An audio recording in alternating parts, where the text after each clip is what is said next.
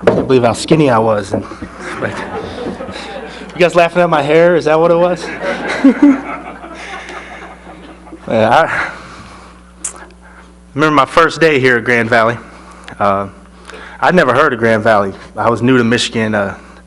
Played 2 years at Troy High School, and my coach said, "Hey, there's a school called Grand Valley looking at you." It's like, "Oh, who are they?" And so me and my dad said, "Oh, let's go visit." So drove to Grand Valley and was completely blown away. And I don't know if you guys remember Mike Davis. He's in the Hall of Fame too, but he's the first player that I met there. He showed me around campus. Showed me, he said, "Hey, first year you gotta live in the dorms." Took me to the cafeteria, and I remember, man, I could really chow down here. And so you gotta live in the dorms first, but then you get your own apartment. Took me to his own apartment. Saw that, it was very cool. Then later that day we got to play, and if you've ever seen Mike Davis play, incredible player. And I was like, boy, if a player like this could play at Grand Valley, it must be a good school. So needless to say, I signed and I came to Grand Valley, and the people who understand how much this induction means to me are here tonight. They are my beautiful wife, Tasha, my brother, Mark, my parents, Chuck and Ruth.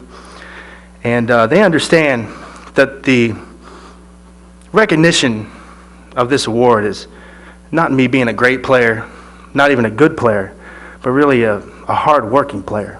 I mean, coaches, they told me all the time, if you work as hard as you can, something's bound to happen. Something good is bound to happen. Coach Fuller, George Springer, Tom Villimer, they told me that over and over again. It turns out a lot of good things have happened to me. Coach Villimer used to call me a free spirit.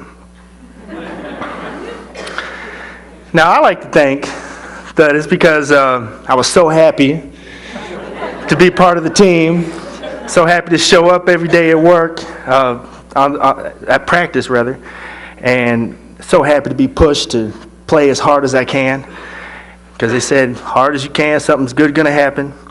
And or it could have been because I was irresponsible and generally clueless. I don't know. You'll have to ask Coach about that one. But there was one point where, for some reason, I thought every time I touched the ball, I could score. And they came up with a nickname for me, and Doug Woods just reminded me of it earlier today. They used to call me the black hole, because every time the ball came into me, it never came back out. But anyway, Steve Harvey, who was eventually the team captain his senior year, started to see this little repetitive action happening all the time, and devised a plan to teach me a lesson. And this was it. Come down the court in a scrimmage game one day in practice. They pass me the ball, and I catch it, and all of a sudden, all four of my teammates take off back on defense. And I was like, standing there with the ball going, what the heck? So I said, okay. And I think Steve thought that his plan backfired a little bit, because I still found a way to score the basket 1-on-5. But regardless, his point was made, and we went on to have great success. We won championships every year. Steve was a great leader, and I learned a lot from everybody on my team. And at the end of my career here at Grand Valley, they gave me the Player of the Year award for the Great Lakes Intercollegiate Athletic Conference. And I was like, hey, well, that's pretty good. I wonder if I can keep this thing going, keep this basketball thing going. And I told Coach Villimer, hey, I'm thinking about turning pro. And he didn't encourage me. He didn't discourage me. I don't know if y'all watch Coach Villimer talk. He kind of... That's very hard. That's going to be very hard. Well, anyway, my parents had moved to Atlanta, and fortunately, after I was done, I got a tryout with the Atlanta Hawks. So I went down there and played with the Atlanta Hawks, and boy, she was talking about meeting Olympic swimmers for the first time. I mean, this is a whole nother level. I never had my shot blocked so many times in one day, you won't believe it. But my first matchup that I played against was Dominique Wilkins. I mean, this is my childhood idol, so I'm a little bit starstruck here, believe it.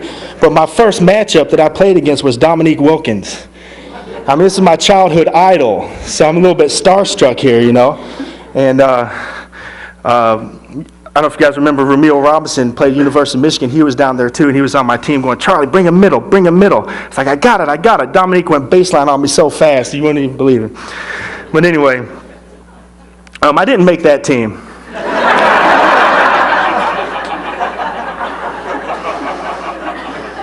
But I caught the eye of a lot of minor league coaches and scouts, and there was a team called the Atlanta Eagles. It's like the NBA in the summertime, I guess, and there's a lot of NBA players that play in that league. And that team ended up winning the entire league championship that year. I was like, hey, let me keep this thing going. I didn't play a lot as a rookie, but you know, I'm determined. And then I played for another minor league team. That league went bankrupt. And then I said, hey, you know, I didn't have my degree yet. I still had about a semester and a half left to go. So I called Grand Valley. Turns out the last day to register was tomorrow. So I got in my car, drove 15 hours straight to Grand Valley, registered for my classes, and finished my degree. Best thing I ever did. I'm so proud that I got that degree. And I still trained about 5 hours a day while I was here. And went back to the USBL, went overseas to my first job in England, took the low-ranked Derby Bucks to the championship game at Wimbledon Arena. And from then on, I've played 10 years overseas in a lot of countries like China. I played against Yao Ming. If y'all want to hear some stories, talk to me later. Korea, France, England, Mexico, Qatar, Lebanon. 10 years, a lot of different countries. Had a lot of fun. And for the last 3 years, I've been retired, and I started a software company with my brother Mark. It's called League USA. It's still sports related. We do software for sports leagues. And using the tools and the hard work that I learned how to do here at Grand Valley, we've built our customer base to over 3,000 organizations, which is the largest in the recreation management industry right now. And when I first left in the 90s, when I told people I went to Grand Valley, nobody really knew who we were.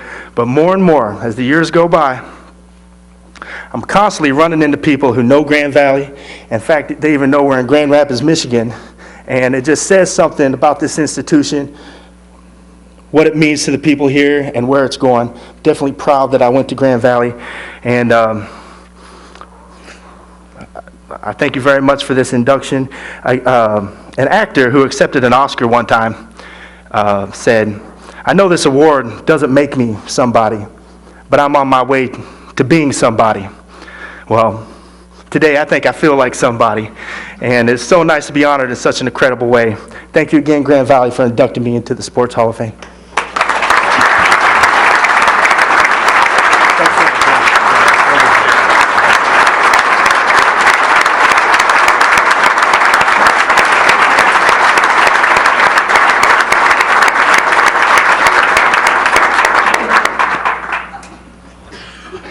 Thank you, Charlie, and congratulations. I spoke with his coach, Tom Villamere, this morning. Tom and his wife, Ann, are in Florida right now. They would certainly have been here. Their one daughter had their 8th grandchild a few days ago, so they were down helping with the grandchild. Otherwise, I know Tom would be there. And we had breakfast a couple of months ago, and he was talking about Charlie, and he confirmed what a hard worker he was. But Charlie, he did describe you as a great player, and very well deserved being inducted in the Hall of Fame. Congratulations.